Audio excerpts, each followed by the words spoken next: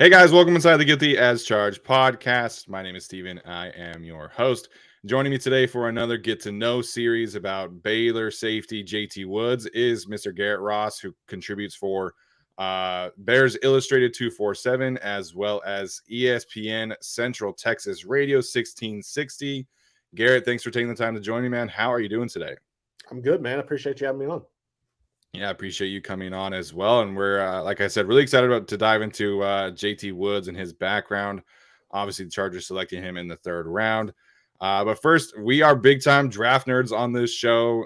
Really curious to get some of your thoughts about where some of the other Baylor Bears ended up. And I know specifically put on a huge show at the Combine this year. We all know how David Aranda likes those track athletes. So any surprises for you in terms of the group that came out of Baylor, in terms of where they ended up, where they were drafted? Who kind of stood out to you in 2 weekends ago?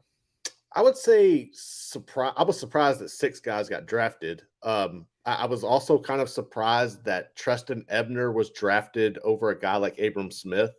I do understand the perspective from the versatility that Ebner provides. I just felt like with the modern NFL getting away from the special teams and essentially trying to wipe out the kicking game, if you want to get down to it, that would kind of be a negative impact on Ebner. And if you look at Abram Smith, that's a guy who could easily play defense. He was a linebacker that converted to the running back position, but he was able to get picked up by the Saints. I think that's a good fit for him. I would say probably Tyquan Thornton ended up with the Patriots, and the way that move went down, because not very often do you see Belichick go after receivers. So that's a unique situation, and I feel like that's going to be a good fit. If you go back and look at Mac Jones, I mean, most of his success has come on the deep ball. You go back and look at, Alabama, he had a gang of wide receivers that would just get past the secondary and he would lob it up. I think that's something they might be able to capture with Tyquan because of that speed he has. He definitely needs to work on his route running, but I think that's a good fit for him. And then you look at Jalen Petrie. Jalen Petrie is a kid from Houston that has an opportunity to go back home and play for the Texans. So that's going to be interesting to see. I am kind of concerned when you look at the distraction of the organization. I think that everybody's got to be apprehensive, that's got to get tightened up in-house. And I like Lovie Smith. I think Lovie Smith's a good coach. He's a serviceable coach that could get the most out of Jalen. Hey, he's a Texas guy as well, so he has those roots. Those are some of the ones that really stood out to me the most. And the JT Woods situation, I think that that Los Angeles is a really good fit for him. To me, dude, I'm looking at the quarterbacks, though. I mean, you're going to have Russell Wilson, Patrick Mahomes, Derek Carr. Obviously, what y'all got with Justin Herbert, which in practice he'll see. That's going to be fun to watch, man, and see if that brings the best out of him. Yeah, absolutely. We can definitely talk about that. The AFC West giving him lots of opportunities to kind of earn that nickname, I guess, in the NFL. How did the Heartbreak Kid start off? Because he kind of tried to explain it a little bit in his press conference, but so the other players gave it to him. Can you tell us a little bit about that? So he was a big wrestling fan, and he loved the Heartbreak Kid. I guess it's Shawn Michaels. I think I haven't watched wrestling like 25 years. But he was he kind of picked that up, and it really fits his style of play, man. If you go and look, he's such a disruptive player, and he's constantly blowing, coming up, making big hits, blowing it up. He will break your heart. So it fits perfectly for him. Yeah, I know the ball skills too are kind of what it was attractive to me, heading into the draft, and then just kind of diving into him. But I always like to start about the background information on these players before we kind of talk about on the field. Obviously, we know about him as a track athlete. Again, Dave Aranda really loves those track athletes. Was Baylor always the place that he was going to end up, or was it kind of a close call? What can you tell us about the recruiting background for JT Woods' time before Baylor? Yeah, so he was a 3-star recruit coming out of the greater San Antonio area in the powerhouse program, Cibolo Still. He did a lot of great things there, but he was one of those players that was kind of overlooked by your quote unquote, your Texas, your Oklahoma. They saw the 3-star, they saw we're going to have to develop this guy, and they didn't want to mess with that. But it was really a perfect storm. If you look and you go back, he goes to Baylor. They take their time to work with him. Obviously, there was coaching changes that went on there. But that shows how he's adaptive and he's able to, pick things up quickly. And if you go back and look at that freshman season, man, he started 13 games as a true freshman. It was making an impact right there. So it was one of those things where I think he got kind of overlooked by a lot of teams, but Baylor swooped in and developed him perfectly. So was he initially a Matt Rule recruit and then just kind of Yes. stayed through the process? Yeah, he was one of those. And then once Rule left for the NFL, they who wouldn't want to, if you're a defensive player, who wouldn't want to play for Aranda, right? Like if you look at Yeah. his track record of developing guys, especially in particular the linebacker position and the secondary, it was an ideal fit, man. And I think it really benefited JT in the long run.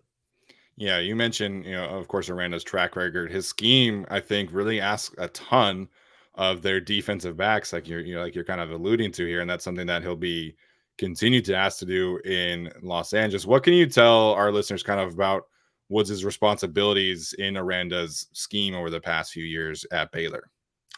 He did so he wouldn't really blitz a lot. They used JT in a situation where he would dominate in coverage. If you go back and watch a lot of the games, he would lock down his side of the field, which really put a lot of pressure on a guy like Riley Tejada, who was exposed at time because of it. And a prime example, if you go back and watch the BYU game last year, JT Woods completely just locked it up, and all the big plays that came were because they were going at Tejada. So he's a guy that he definitely needs to work, I would say, coming up. He's good at keeping the plays in front of him, but he needs to definitely work on his deep coverage skills and flipping his hips and getting quicker. Those are some of the areas that he's definitely going to need to improve on. And it will come. It'll definitely come.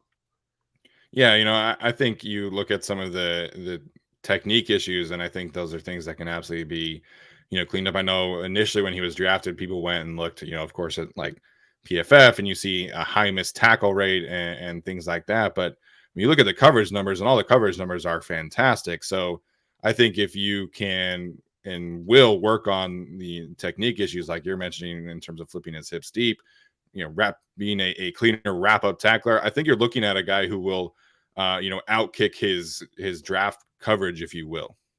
Oh, no doubt. I mean, I think his big play ability, the fact that he has a really high football IQ and he can read, he'd almost read a break in a receiver before he makes it, which leads to a lot of his interceptions. And of course, there are going to be times when you play that way where you might jump a coverage and get burnt. That double move, I think being able to identify a double move and staying on top of it is something that can benefit him. And that might be a challenge early on, as quick and as good as the receivers are in the NFL. But I think that's something where you can see that high football IQ kick in and help him. Yeah, absolutely. I loved watching the way he kind of would process information. You mentioned the BYU game.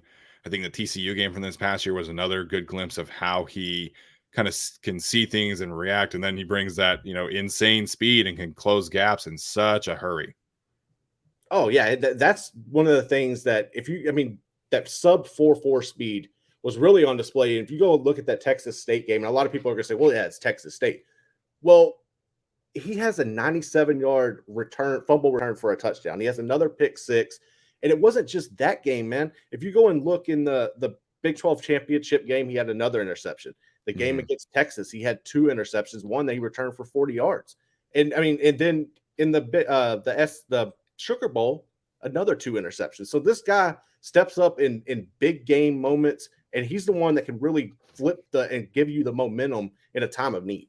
Yeah, might have to get him some return work, maybe work on Very that a little bit. possible. One last question about on the field. Dane Brugler from The Athletic put in his description on the Beast that he thinks teams could potentially see JT as like an outside press corner, at least situationally. It doesn't sound like that's in the cards for the Chargers, at least as kind of working him as a deep safety and maybe in the slot a little bit. But do you think that it could actually be a possibility, or could have been, I should say, that teams would view him more of an outside corner as opposed to like a true safety? I think they could. I would be apprehensive to say now. I think maybe after he's in the league and develops a couple of years and gets some tighten up some of those technical aspects, then maybe. But right now, I think he needs to work better in coverage and not let people get over the top of him. But it's something that could happen. I just don't see it happening right now. For sure, for sure. All right, I always like to get some, kind of character background. Obviously, the Chargers love, bringing in strong, high character players, and it seems like JT fits that mold. What can you tell us about how you kind of saw JT grow off the field at his time at Baylor? This is a guy who come in and he's always had a big personality, but he would kind of keep it to himself at times. He would be shy, and as the years went on, he just really flourished into one of the people who really magnified when you had an opportunity to interview JT, you knew you were going to get a lot of joy, that big personality, and he's a guy that could bring a lot of really great chemistry and make things fun in a locker room. Yeah, I really like that. And he mentioned, I can't remember what specifically, but he's got an off the field cause. I think that he's particularly passionate about. Do you know anything about his off field work or anything like that? I'm honestly not too familiar with that. Okay.